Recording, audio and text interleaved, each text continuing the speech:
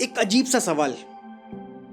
क्या आपने कभी नोटिस किया है कि कभी कभी बिना किसी रीजन के दिल अचानक भारी हो जाता है। सब कुछ ठीक चल रहा होता है, काम भी ठीक, रिश्ते भी ठीक, हेल्थ भी ठीक, फिर भी भीतर एक अजीब सी हैवीनेस, एक बेचैनी, एक अनएक्सप्लेन्ड सैडनेस। और उस मोमेंट में हम खुद से क्वाइटली पूछते हैं, क्या मुझ में ही कुछ प्रॉब्लम है? लेकिन आज मैं आपको एक ऐसी पॉसिबिलिटी बताने वाला हूँ जो शायद आपने पहले कभी सीरियसली कंसीडर ही नहीं किया।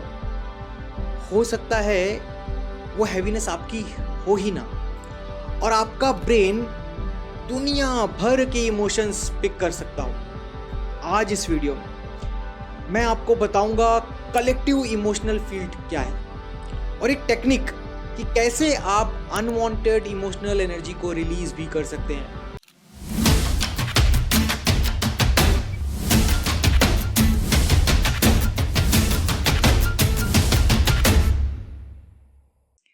नमस्कार दोस्तों, मैं doctor Virendra Kumar Rai, founder of awakening with VKR. इस चैनल पर हम मोटिवेशन नहीं देते, हम इनर एनर्जी अलाइनमेंट की बात करते हैं। यहाँ हम लाइफ को सरफेस लेवल पर नहीं बल्कि माइंड, ब्रेन और कॉन्शियसनेस के डीपेस्ट लेवल को समझते हैं, ताकि आप सिर्फ सरवाइव ना करें बल्कि अवेयर होकर जीना शुरू करें। हम बचपन से ही सुनते आए हैं कि हमारा ब्रेन एक आइसोलेटेड सिस्टम है। जो हम फील कर रहे हैं वो सिर्फ हमारा पर्सनल एक्सपीरियंस की वजह से होता है। लेकिन मॉडर्न न्यूरोसाइंस और साइकोलॉजी एक फैसिनेटिंग बात पर रिवील कर रही है कि आपका ब्रेन सिर्फ सोचने की मशीन नहीं है, ये एक लिविंग एंटीना है।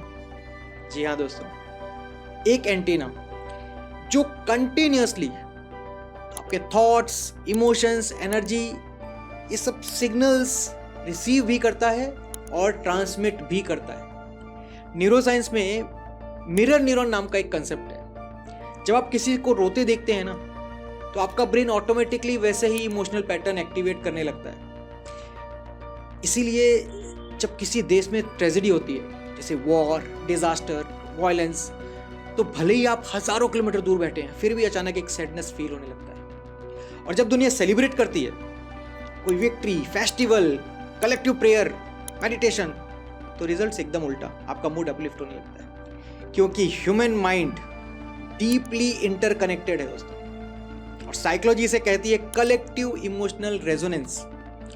और कॉन्शियसनेस स्टडीज हमें ये कहती है कि शेयर्ड कॉन्शियसनेस फील्ड, चलिए एक सिंपल शब्दों में बताते हैं। आप अकेले नहीं सोचते, आप अकेले नहीं फील करते, हम सब एक इनविजिबल कलेक्टिव इमोशनल फील्ड से जुड़े हुए हैं। जरा इमेजिन कीजिए, सुबह आप उठते हैं, कोई फाइट नहीं हुई घर में, कोई बैड न्यूज नहीं मिली, फिर भी आपका मूड डल है, पूरे दिन एक हैवीनेस सी फील होती है।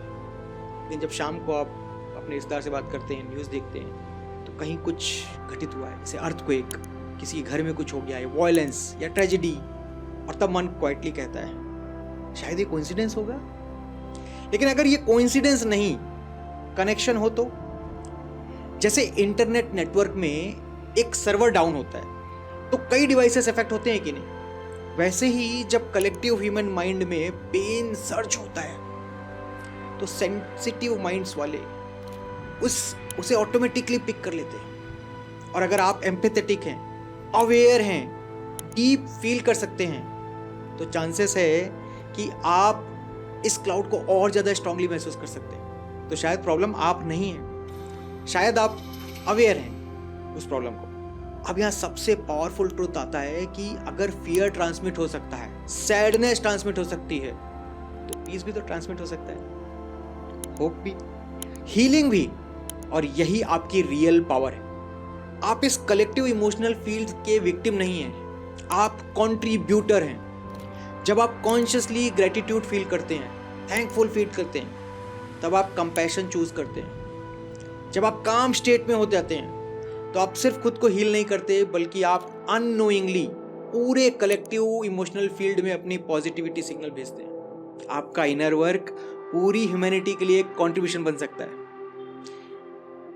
चलिए अभी एक छोटा सा एक्सपेरिमेंट करते हैं। अपनी आंखें धीरे से बंद कीजिए, फिर एक डीप ब्रेथ लीजिए, लंबी गहरी सांस। इमेजिन कीजिए आपके सिर के ऊपर एक विशाल कलेक्टिव इमोशनल फील्ड है, एक क्लाउड है समझ लीजिए। उस फील्ड में लाखों thoughts, emotions, worries, hopes slowly सब मूव कर रहे हैं। कुछ हैवी हैं, कुछ लाइट भी हैं। अब इमेजिन कीजिए आप अवेयरनेस की तरह खड़े हैं। आप डेलिबरेटली सिर्फ और सिर्फ लाइट, लव, पीस, कामनेस ऐसे थॉट्स को चुन रहे हैं। और जो हैवीनेस वाले थॉट्स हैं उसे आप पुश नहीं कर रहे, बस अलाउ कर रहे हैं कि वो क्लाउड में डिसॉल्व हो जाए। एक डीप ब्रेथ लीजिए और नोटिस कीजिए शरीर थोड़ा हल्का हुआ, मन थोड़ा काम हुआ। यही अवेयरनेस आपकी रियल पावर है। अब मैं आपको एक सिंपल लेकिन बहुत पावरफुल मेथड बताता हूं। VKR consciousness alignment technique. जब भी अनएक्सपेक्टेड हैवीनेस फील हो ना, तो ये 3 स्टेप वाले प्रोसेस को फॉलो करो। First step, pause.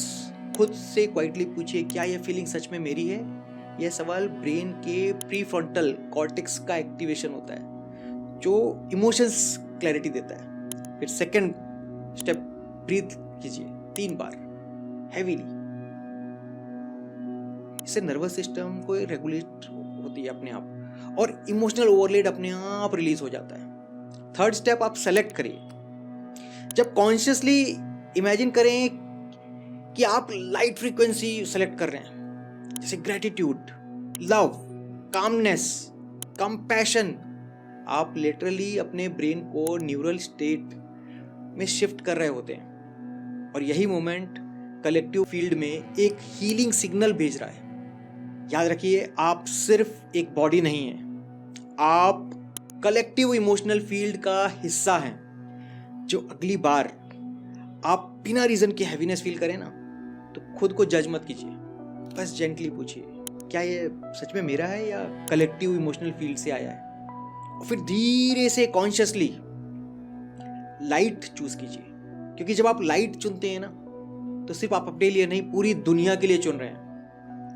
और अब मैं आपसे पूछता हूं, क्या आप अपनी कॉन्शियसनेस को इतना जागरूक बनाना चाहते हैं कि आप इस दुनिया के collective consciousness field, collective emotional field के एक सोर्स बन सकें, एक लाइट के? दोस्तों याद रखिए, बाहर की दुनिया बदलने से पहले अंदर की चेतना जगाना बहुत इंपॉर्टेंट है। और जब वो चेतना बदलती है तो जीवन सिर्फ चलता नहीं, जागने लगता है। मैं हूं डॉक्टर वीरेंद्र कुमार राय और आप देख रहे हैं अवेकनिंग विद VKR, जहां हम सिर्फ जीवन नहीं जीते, हम जागरूक होकर जीवन जीते हैं। अगर यह वीडियो आपको वैल्यूएबल लगा तो इसे किसी एक व्यक्ति के साथ शेयर कीजिए जिसको इसकी जरूरत है। मिलते हैं अगली वीडियो में एक और पावरफुल लाइफ चेंजिंग टॉपिक में। तब तक के लिए ध्यान रखिए, जागरूक रहिए और जुड़े रहिए। धन्यवाद दोस्तों।